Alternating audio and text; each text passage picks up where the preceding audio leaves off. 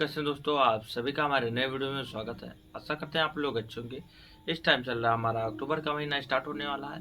खास करके इस टाइम अगर आप सरसों की बुआई करना चाहते हैं तो आपको कौन कौन सी सावधानियों को ध्यान देना है, कितनी बार खेत की जुताई करनी है, कौन कौन सी डोज में खाद डालना है, सरसों की बुआई के लिए कौन सा टेम्परेचर अच्छा रहता है, इन सभी के बारे में डिटेल में हम जानकारी देंगे। वीडियो में आप अंत बने रहेगा।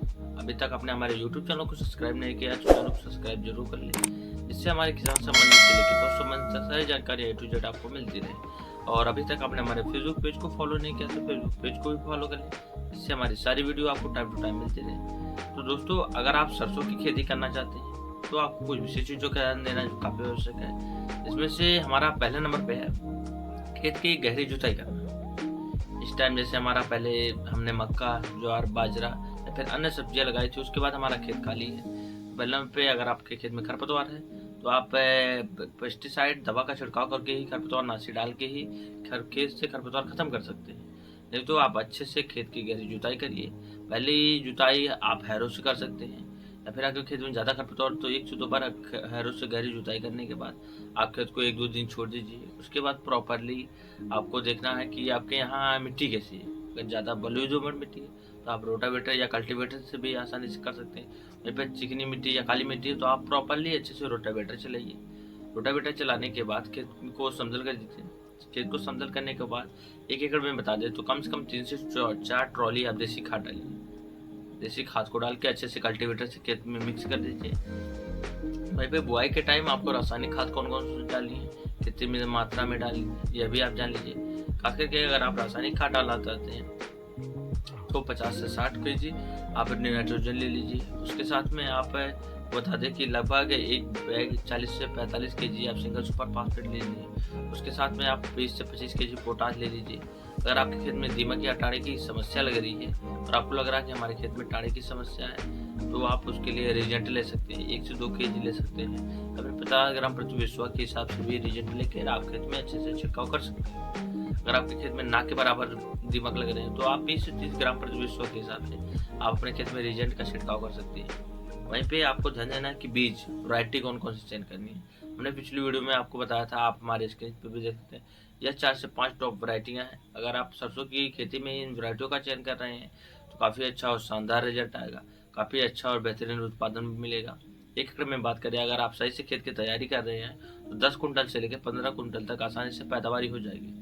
आपको सही बीजों का चयन करना है, सही टाइम पे सिंचाई करनी है, सही टाइम पे खाद डालना है। वहीं पर आपको बता दें कि बुआई अगर आप करना चाहते हैं सरसों की तो आपको 50 से 60 ग्राम प्रति विश्वा, अगर आप हाइब्रिड बीजों का चयन कर रहे हैं तो 50 से 60 ग्राम प्रति विश्वा के हिसाब से काफ़ी अच्छा और शानदार रहता है। आपके खेत में नमी की मात्रा काफ़ी अच्छी रहनी चाहिए। हालांकि सरसों को बुआई के टाइम 20 से 30 डिग्री सेल्सियस तापमान रहना चाहिए, इससे ज़्यादा नहीं रहना चाहिए। इससे कम रहे तो काफ़ी अच्छा रहे। और 20 से 25 डिग्री टेम्परेचर जब रहेगा तो जर्मिनेशन में काफ़ी अच्छा और शानदार रिजल्ट आएगा। वहीं पे बात करें कि बुआई के बाद हम क्या करें, क्योंकि बुआई के बाद खरपतवार उगने के चांसेस काफ़ी ज़्यादा रहते हैं। तो बुआई के बाद आप 30 ग्राम प्रति विश्वा के हिसाब से पेंडामेथिलिन का छिड़काव करें, जिससे खरपतवार ना के बराबर उगेंगे। और वहीं पे छिड़काव करने के बाद ज़्यादातर किसानों को रहता है कि बुआई के बाद हम कितने दिनों बाद सिंचाई करें। तो आपको पहले सिंचाई बता दें, सरसों की खेती में आपके सरसों की खेती बुआई से 20 से 25 दिन बाद आप पहले सिंचाई कर दीजिए। वहीं पे दूसरी सिंचाई जब हमारा फूल आना स्टार्ट हो जाए तब दूसरी सिंचाई करनी है। वहीं पे तीसरी सिंचाई करनी है जब हमारे खेत में जो हमारे सरसों में फलियां बनना स्टार्ट हो जाए, तब आप खेत में प्रॉपरली आप तीसरी सिंचाई कर सकते हैं।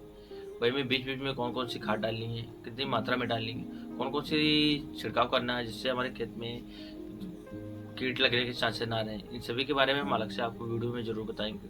और आपको यह जरूर ध्यान देना है कि अगर हम सरसों की बुआई कर रहे हैं तो हमें 1 से 2 सिंचाई तो पक्का अनिवार्य है, हमें सिंचाई करनी है। तो कहीं कहीं पर है एक ही सिंचाई में सरसों की आप प्रॉपरली अच्छे से तैयार हो जाती है। लेकिन आपको ध्यान देना रहे कि 2 से 3 सिंचाई आप टाइम टू टाइम कर रहे हैं। एक सिंचाई 20 से 25 दिन बाद कर रहे हैं तो दूसरी सिंचाई 30 से 40 से 45 दिन के अंदर ही कर दीजिए, जिससे काफ़ी अच्छा और शानदार रिजल्ट आएगा।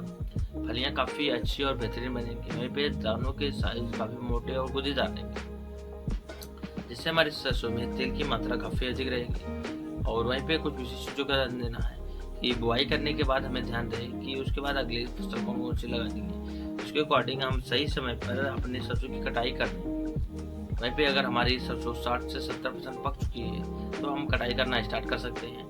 कटाई करना आपको बता दें कि 100 से 150 दिन के अंदर आपकी हमारी सरसों पक के प्रॉपरली तैयार हो जाती है। कटाई के लिए काफ़ी अच्छी और शानदार हो जाती है। वहीं पे स्टोर करने के लिए बता दें कि जब 8 से 10% नमी हमारे सरसों में रहे तब हम उसको भंडारण या स्टोर कर सकते हैं।